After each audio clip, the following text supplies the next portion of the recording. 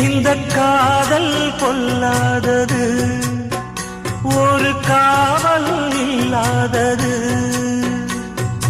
ஊதக்காத்தில் வஞ்சி மாது ஒத்தையிலே வாடும் போது போர்வை போல பொத்தி அணைப்பே.